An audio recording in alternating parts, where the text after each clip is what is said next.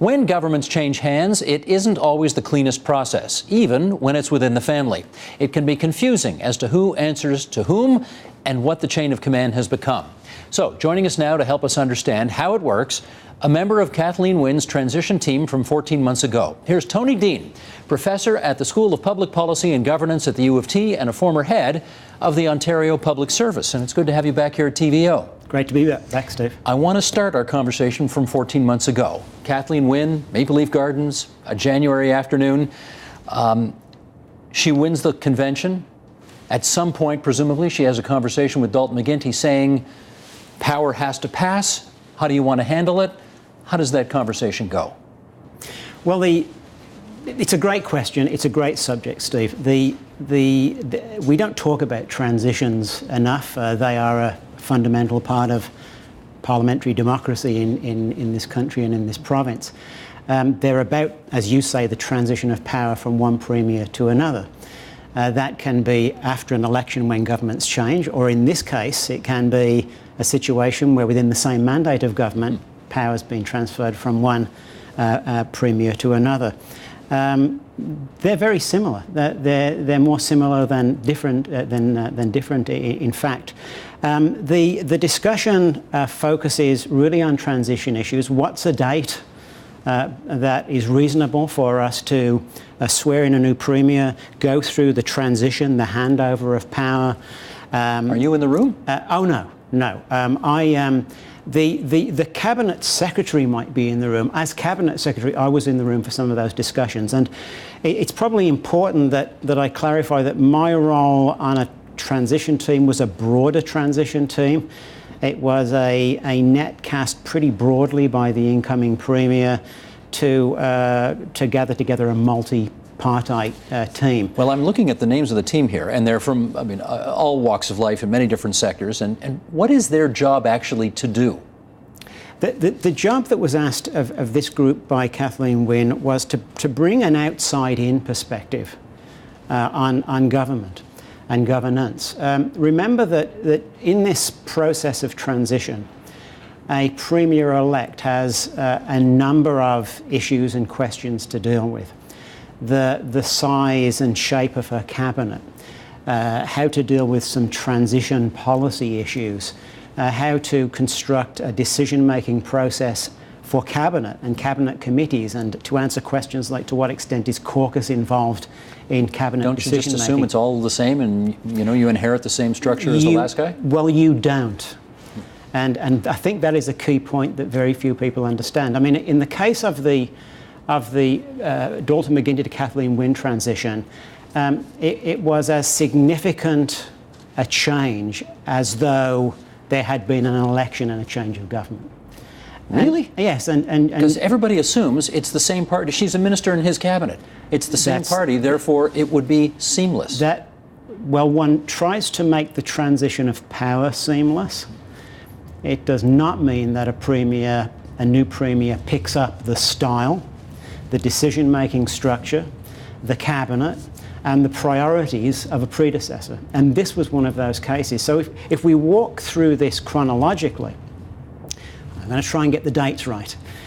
Kathleen Wynne comes out of a leadership convention on January the 26th, 2013. She is Premier-elect.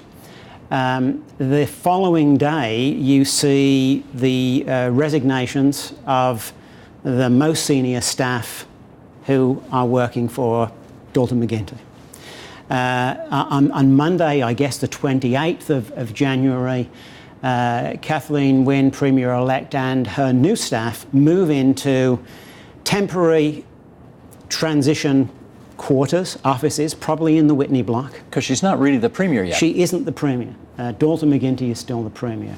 And they occupy that temporary space through to February the 11th, I think, when the Premier was sworn in. Now, during that period, a new Premier is thinking about everything from who's in her cabinet, the size of cabinet, the structure of ministries, the decision-making machinery of government. Writing a throne speech? Writing a throne speech, starting to think about a budget.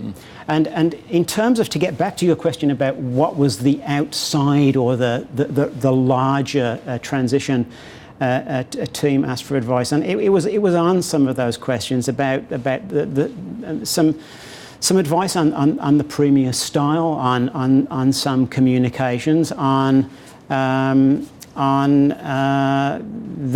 character and shape of the government that she wanted for herself, and she was, I think, interested in distinguishing herself from the former Premier, as all new Premiers are. Now that process is aided considerably by the Cabinet Office, because in a transition between Premiers and between governments, the public service is, I call it at its highest test in providing transition support to an incoming Premier. They want to help that Premier have a smooth transition, a competent transition, to show good managerial style and strength. Cabinet Office would develop options on the number of ministries, the architecture of government. All of that lands on Kathleen Wynne's desk in those transition offices after that leadership convention. So she essentially has 2 weeks to figure 1,000 things out. She has to sort out a lot of things in a short space of time. It's a maelstrom. In this world of hyper-partisan politics, the incoming missiles have already started. Well, let me read a quote here. This is from Connor Bays, who was with the Ontario Legislature Internship Program, and he actually did a study of this transition. And here's what he had one person say to him, and then I'll get you to comment on it. The lack of time created a need to focus and prioritize. As one staffer related, I just kept my head down for the first month and a half. The priority was to just get the product out and hit the points we needed to. Less immediate transition priorities, for example, ensuring the Premier's office met with the wider civil service, took a back seat to the urgent priorities centered on the throne speech, staffing, and cabinet selection. One Wynne staffer succinctly captured the hectic pace of transition, remarking that, with the pace and volume of work to be accomplished, the foremost policy was not effing up. Where do we want to go from this? It sounds like it's crazy hectic in there.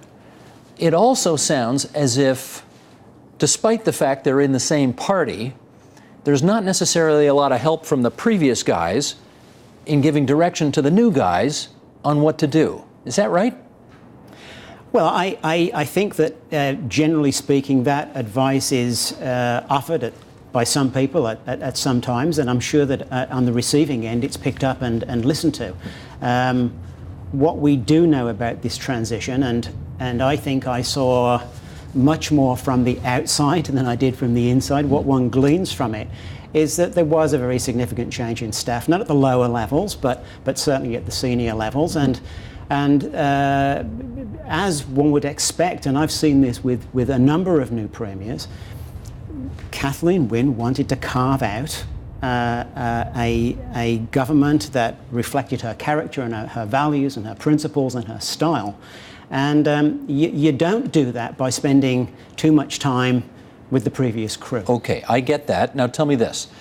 Is it standard operating procedure every time power passes and there is a transition, whether it's from one party to another or within the same party, to, for lack of a better expression, throw out all the files that are in the closet. Scrub hard drives of computers, throw files out with the old, in with the new. Is that the way it generally works? I think that it probably used to work that way.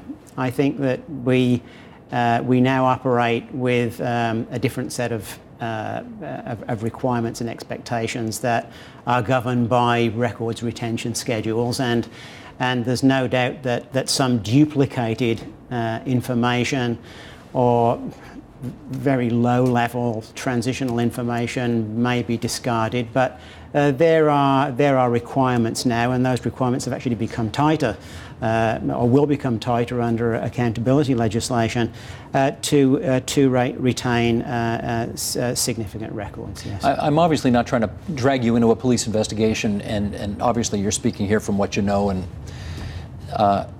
but obviously what people are curious about now is whether or not it is the normal course of action for an outgoing chief of staff, for example, to say, okay, our guys are leaving, there are new guys coming in,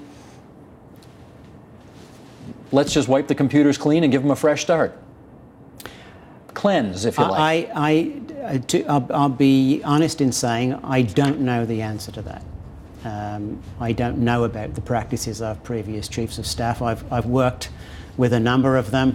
I have no idea how they have dealt with records at the conclusion of their terms or their respective bosses. I do know that over time there are increasingly rigorous requirements for records retention, and those are routinely made available to those who are leaving offices. Okay, because I have heard it said by at least one member of Kathleen Wynne's team that the wall between the incoming Wynne team and the outgoing McGuinty team was so thorough that the pass cards that the Wynne team had didn't even work on the doors that the old McGuinty team had.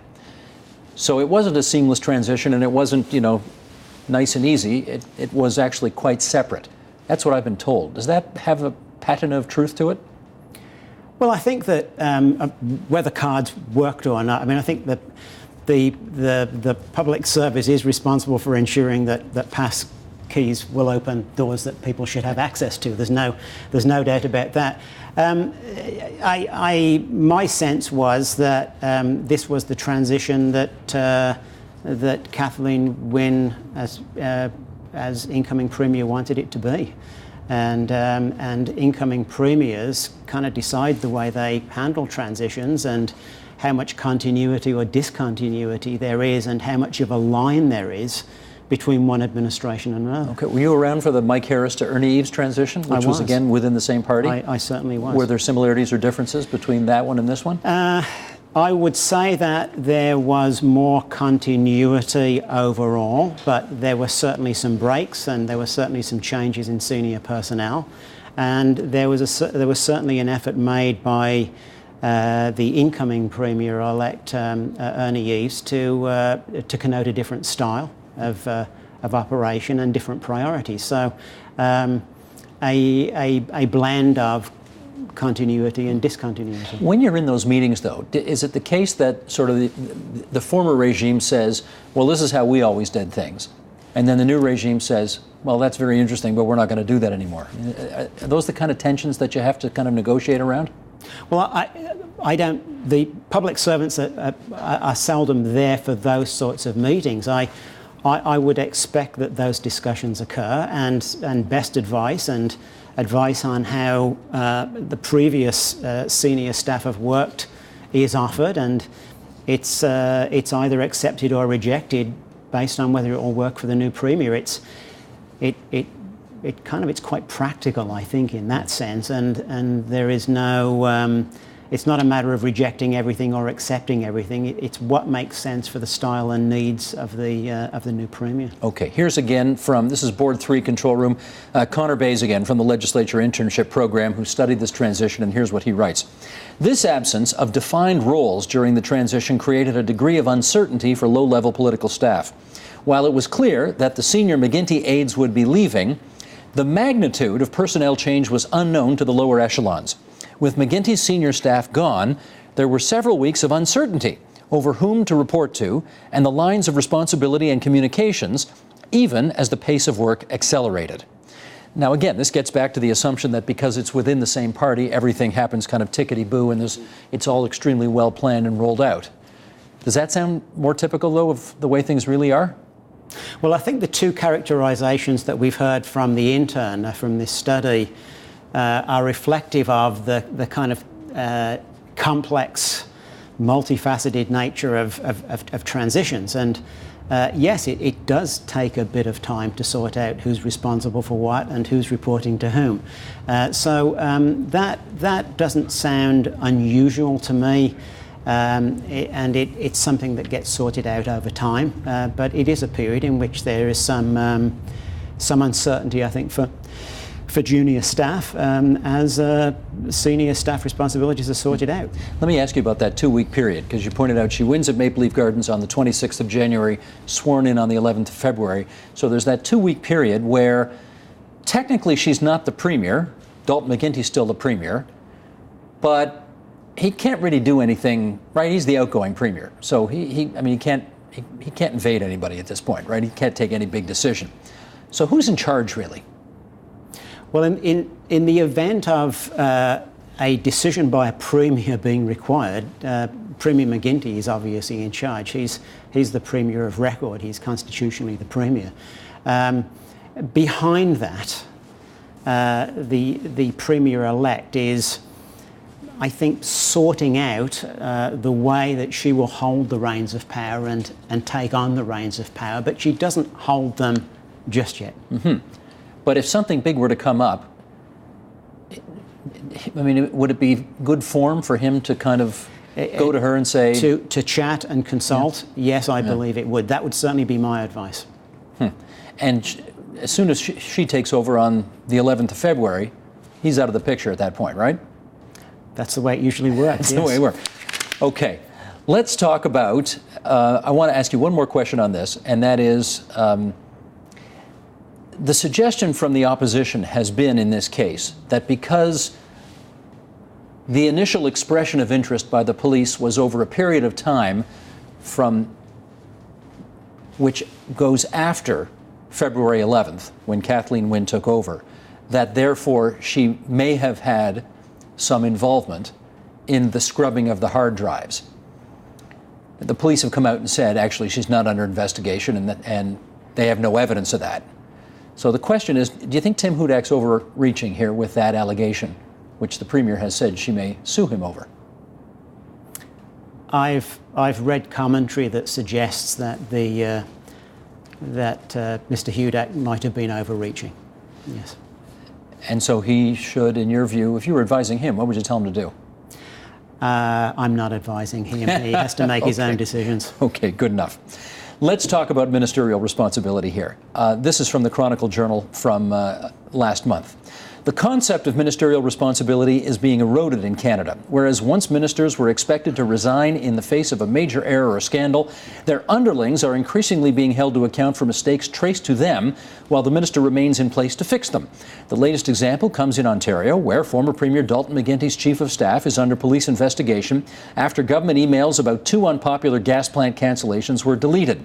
McGuinty resigned, but he never did take responsibility. Neither has his successor, Kathleen Wynne. What do you think of this? Well, let's start with ministerial accountability. What is it? Do ministers take it seriously? And what's the context in which they exercise that accountability? In our system of government, ministers and premiers are accountable to Parliament for the sound management of their portfolio and their department, and for exercising integrity in doing that. Do they take that seriously? I can absolutely tell you yes. They take on a huge weight of responsibility and accountability, and they live with that. They respond to auditors, they respond to ombudsman's reports. They take responsibility for things that go wrong, and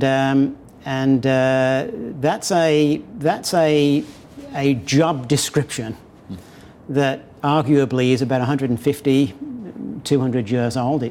Some would say less of it today, though. It's older than that. Well, it's a job description from the late 19th century. Being performed by 21st century political leaders and actors. And the context is very, very different, isn't it? The context in which ministerial accountability is exercised today as a 21st century minister is way different. It's different because of 24/7 media scrutiny, it's social media scrutiny, the hyper-politicisation of parliaments, gotcha politics, in which it's become all too easy for opposition parties to ask for resignations of ministers and premiers when something goes wrong deep in the ministry. Premiers and ministers in today's context, Steve, operate in a very complex environment with large departments, in some cases with thousands of people reporting to them. They are accountable and responsible. Are they responsible for everything that goes wrong in their organisation? Probably not. Should they be blamed for it? It depends. Do they take accountability for it at the end of the day? Accountability, I think, flows like water or electricity to elected officials. Accountability flows to them whether they like it or not, whether they want it to or not. Okay, but back in the day, if something went wrong, they'd quit.